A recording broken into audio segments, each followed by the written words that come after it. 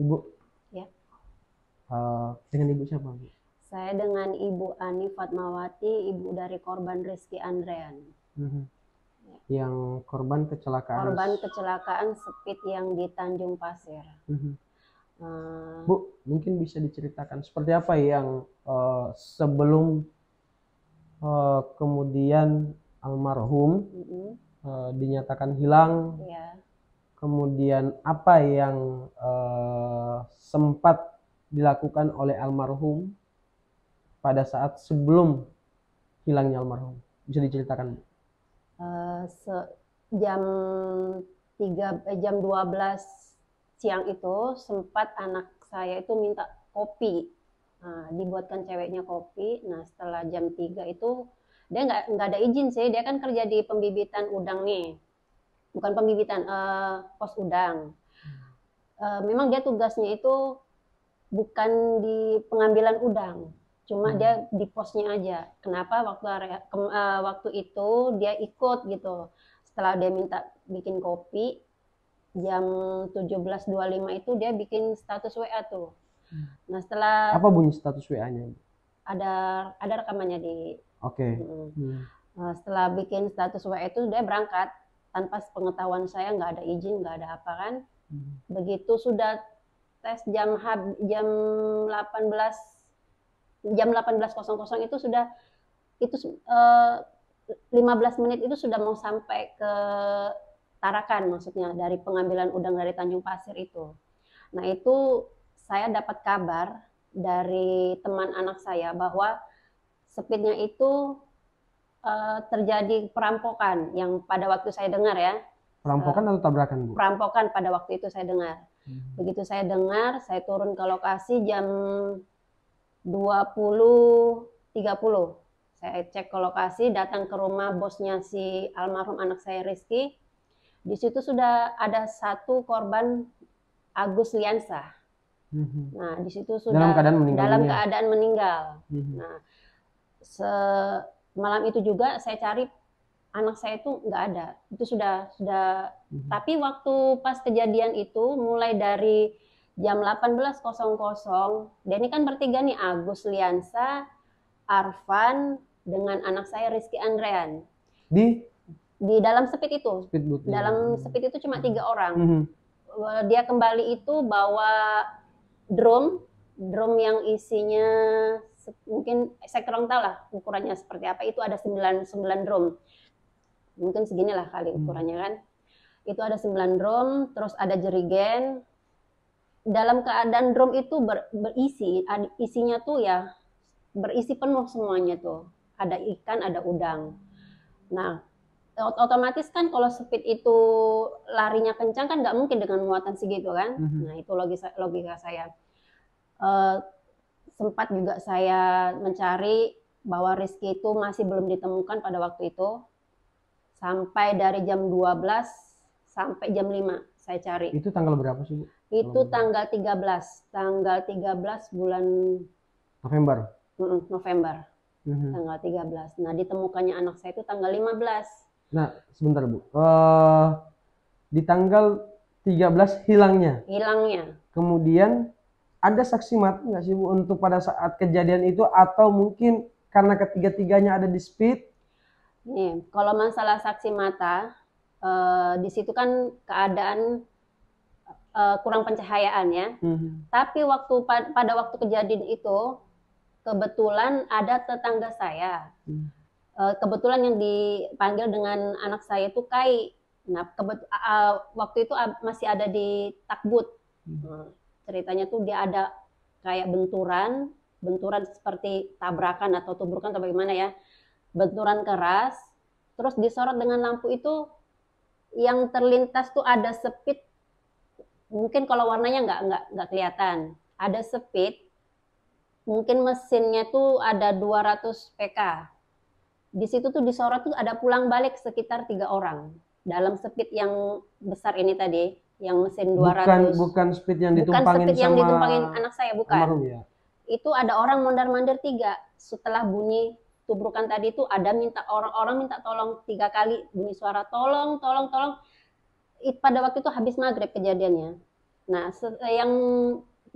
yang dipanggil dengan kayak ini sempat menyorot kan, tapi nggak ada apa-apa. Setelah didekati, kayak takutnya tuh manuver kan karena jauh.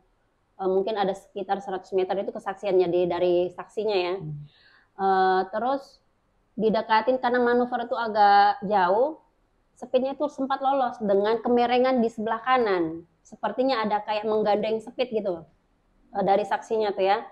Seperti kayak kalau speed jalan biasa kan nggak ada yang namanya timpang sebelah kanan sebelah kiri kan, tapi itu condongnya sebelah kanan gitu, seperti ada kayak menggandeng speed kan. Artinya itu speed yang mungkin yang ini langsung melaju gitu ya. Gitu ya, saya kurang tahu karena sempat juga kalau nggak salah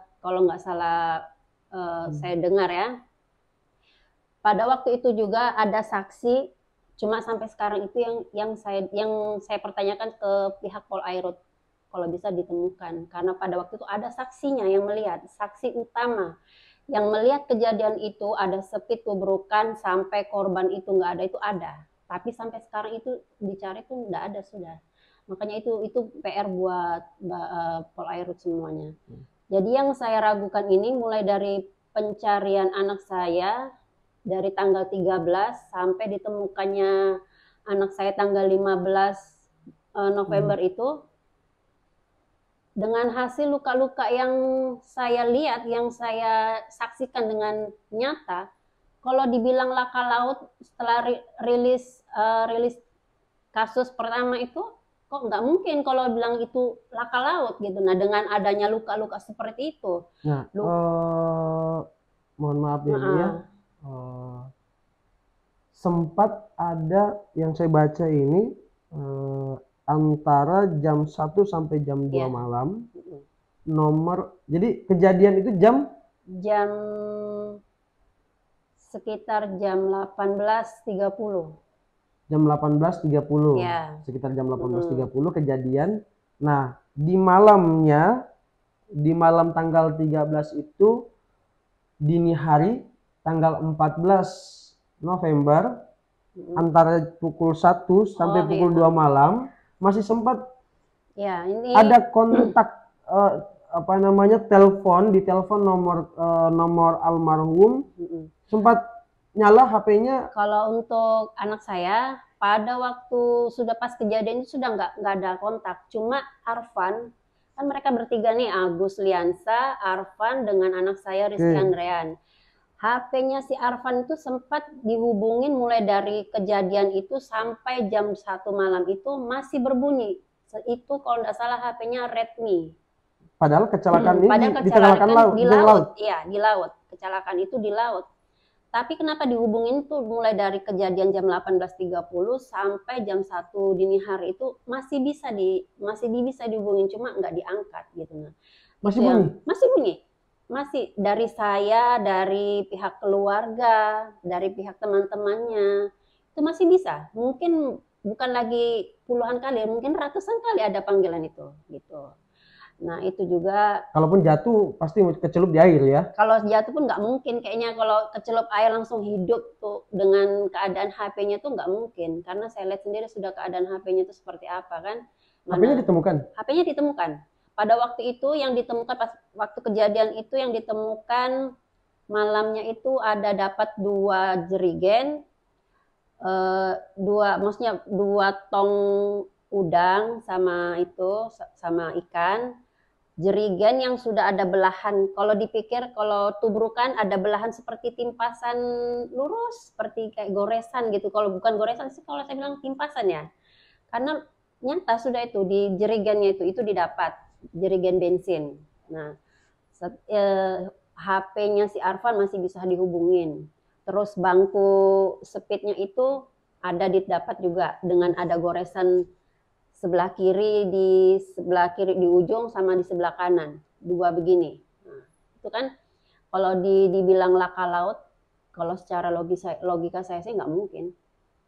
Betul. Ibu menduga ada? Kalau saya menduga ada indikasi dugaan bahwa ketiga korban ini ada indikasi pembunuhan. Itu kalau versi saya ya.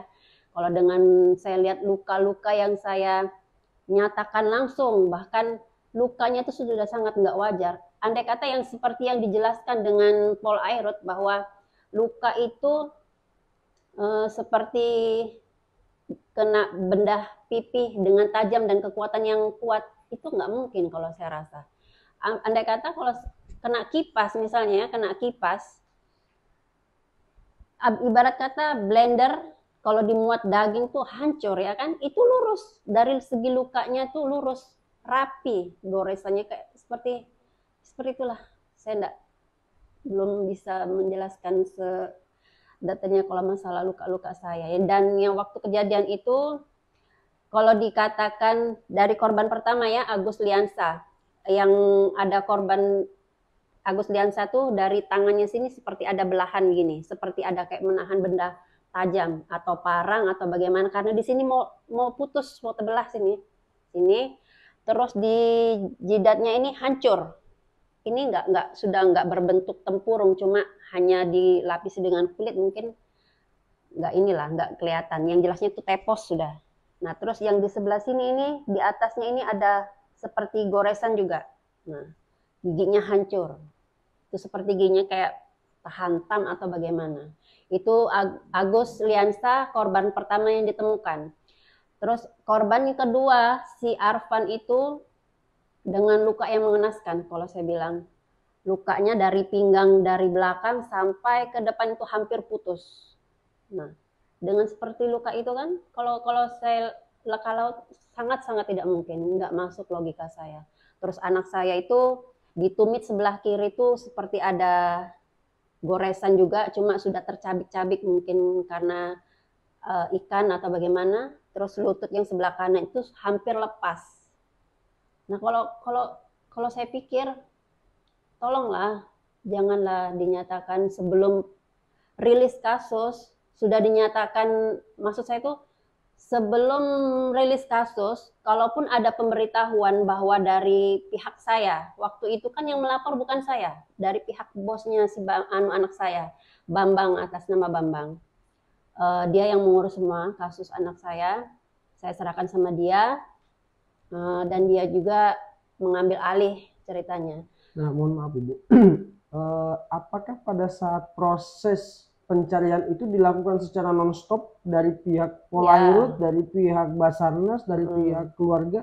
Kalau untuk pencarian, ya kalau itu nggak bisa diragukan lagi, mulai dari keluarga, dari teman, dari Basarnas, dari tim-tim yang lain itu non-stop mencari, mulai dari pagi start jam 8 sampai jam 12 malam itu 3 hari berturut-turut. Itu memang benar.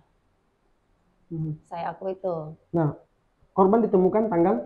Korban ditemukan tanggal 13 November. 13 November atau? 13 almarhum Agus Liansa ditemukan tanggal 13 November. Almarhum Arfan ditemukan tanggal 15 November. Berbeda jam dengan anak saya, sama-sama tanggal 15, cuma berbeda jam, selisih 1 jam. Mungkin si Arfan jam 10, anak saya jam 11 ditemukan. Kemudian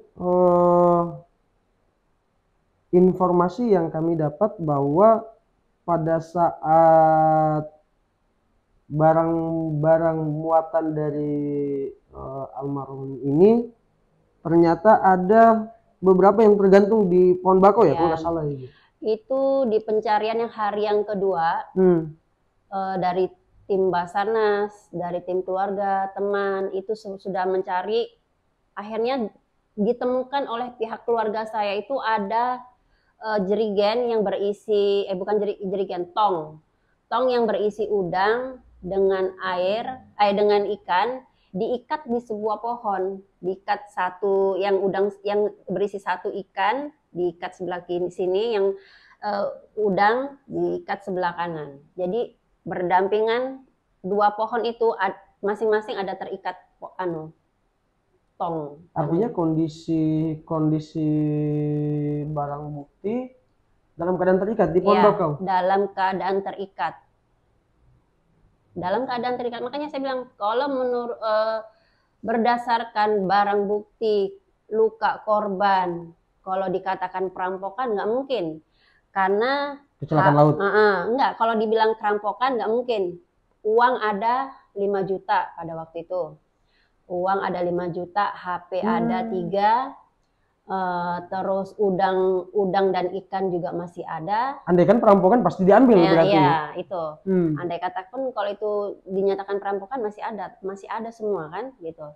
Terus kalau dinyatakan laka laut, kalau sebelum press release kasus itu, maksud saya itu kalau sudah dinyatakan kecelakaan laut, speed pecah, speed pecah, barang-barang jatuh nih ke laut. Setidaknya bukan satu speed aja lah didapat. Sampai sekarang itu speed 22 itu dari speed korban sampai speed yang menabrak itu nggak ada.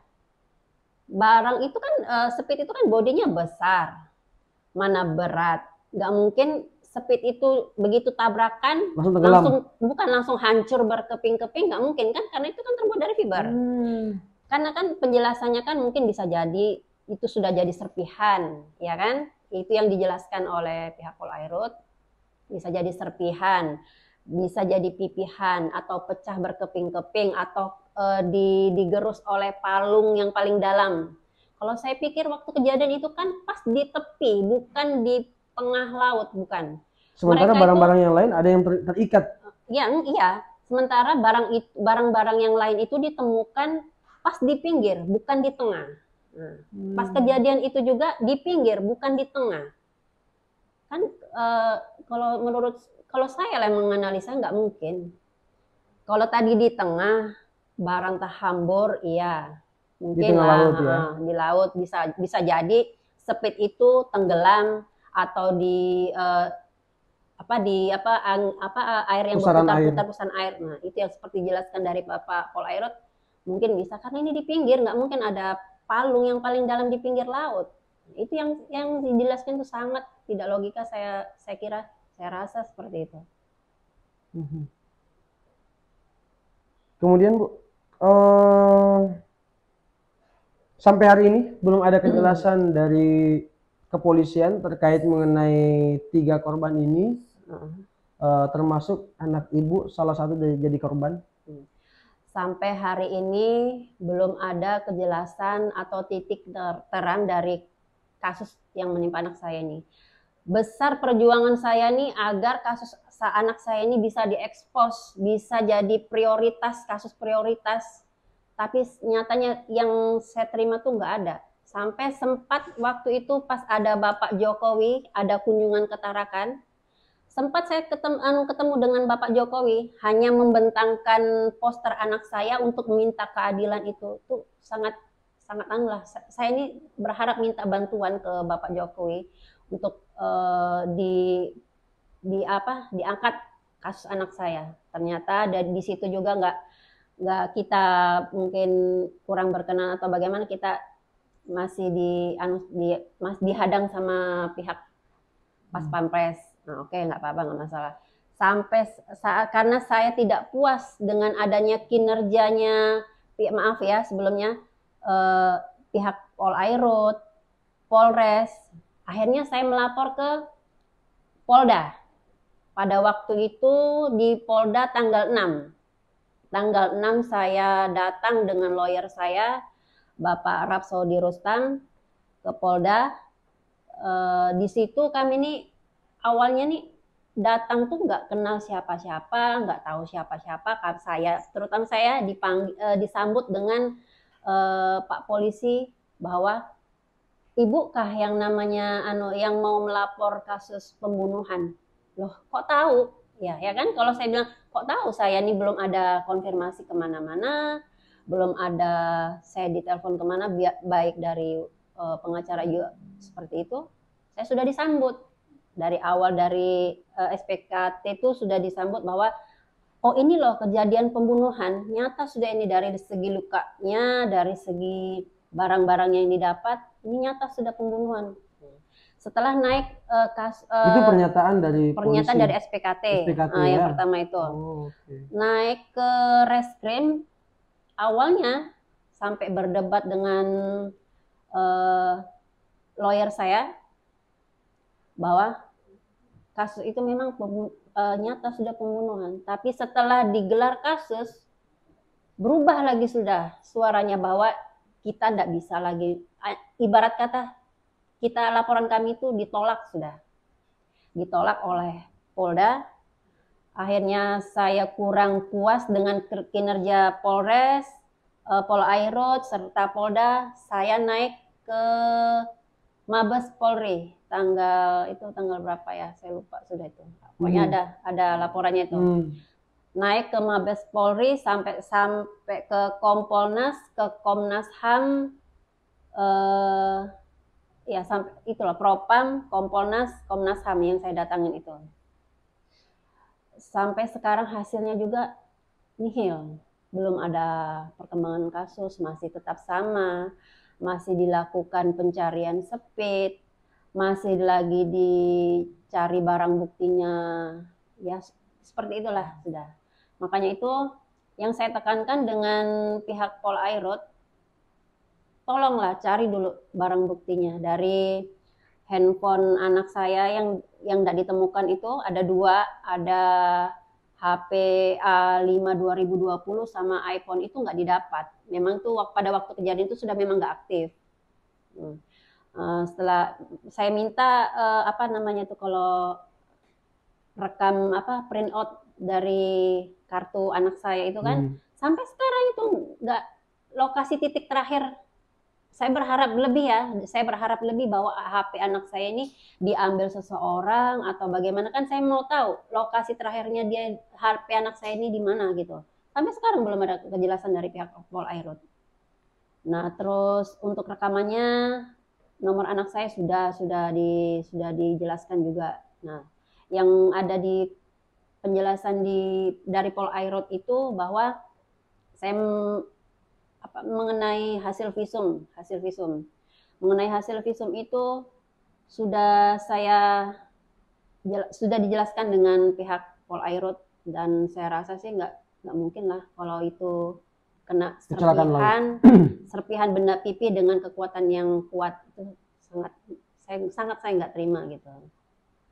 Dari pihak saya, kalau dari pihak saya sekarang saya ini memperjuangkan sendiri untuk mengangkat kasus anak saya ini. Sementara dari pihak kedua korban itu sudah ibaratnya susah lah kalau dikatakan nggak mau tahu ya kan. Cuma stop, berhenti di situ aja. Kalau saya rasa seperti itu. Karena sampai sekarang awalnya yang dari awal itu bergabung dengan lawyernya Pak Rafsodi, dia menarik kembali laporannya dia. Sekarang nggak diteruskan lagi, jadi saya meneruskan. Makanya itu saya kayak ada apa ya, saya bilang. Kok dari kedua korban nih, apalagi jelas-jelas mereka nih kan ada adik, ada ipar, yang ada di kejadian situ ada korbannya. Kok malah nggak memperjuangkan seperti apa, seperti siapa yang melakukan gitu nah. Kalau sampai hari ini, makanya sampai hari ini tuh saya berjuang, saya berkoar-koar di medsos, saya sampai menyelidiki. Nah, besar harapan saya ini, tapi nggak bisa deh. Besar saya harapan agar bisa terangkat kasus anak saya ini dengan melalui di sini gitu. Baik, Ibu, apakah pada saat kecelakaan yang dimaksud yang diriliskan oleh Polairut adalah kecelakaan laut, saat ditemukannya almarhum korban anak Ibu, ditemukan juga benda-benda yang lain yang dimiliki oleh almarhum. Apakah ada, Bu? Kalau dari korban Arfan dengan Agus itu ada, tapi kalau dari korban anak saya itu nggak ada. Sama sekali nggak ada. Kalau dari Agus sama Arfan, dompet, HP, sama uangnya masih ada semuanya. Dari anak saya aja yang nggak ada. Seandainya perampokan berarti itu hilang. Seandainya ada itu perampokan, dompet itu di belakangnya si Arfan ada uang, ada HP, ada di situ HP-nya sama uang. Seandainya pun kalau itu korban perampokan pasti diambil. Namanya perampokan, apalagi uangnya biar nggak banyak, 5 juta uang juga kan, pasti perampok kan mikirnya begitu juga. Nah sampai sekarang itu juga jadi penyesalan saya. Andai kata nih kan kalau speed itu jatuh di laut, itu kan barang berat ya, barang berat. Kunci aja kalau jatuh di laut, asal kita tahu aja tempatnya di mana jatuhnya, kalau kita pakai besi beran itu insya Allah dapat. Karena pengalaman yang saya dapat itu seperti itu. Nah ini speed dengan mesin body dengan mesinnya itu kan berat. Nggak mungkin langsung tenggelam batu seperti masuk ke dalam, kan nggak mungkin. Andai kata ya? Andai kata yang seperti dijelaskan sama pihak Polairut bahwa sudah pencarian pakai sonar atau pakai apa ya kan, nggak dapat. Tapi kan kalau saya terangkan ke Polairut, nggak mungkin kalau speed itu nggak dapat. Kalaupun seandainya itu memang tabrakan yang dinyatakan tabrakan laut, laka laut, pasti ada itu speednya di situ. Tapi sampai sekarang itu nggak ada. Nah, itu yang saya herankan. Dan juga yang saya sesalkan itu kenapa rilis kasus belum ada konfirmasi ke pihak keluarga termasuk saya. Nah, itu yang saya sesalkan dengan pengakuan dari Bapak Sitanggang. Kenapa rilis kasus sementara tidak ada pemberitahuan dari korban, barang bukti dari speed atau yang ditabrak maupun yang menabrak itu nggak ada. Nah itu yang saya tekankan ke mereka. Baik Ibu, terima kasih untuk kesempatan atas penjelasan Ibu. Yang besar harapan kita adalah apa yang menjadi harapan Ibu dalam mencari keadilan bisa ditanggapi dengan secepatnya oleh pihak yang berwajib, dan semoga bisa segera dapat titik terang. Terima kasih ya Ibu ya untuk hadir, dan bela sungkawa dari kami untuk almarhum Ibu ya. Baik, terima kasih Ibu, sehat selalu Ibu.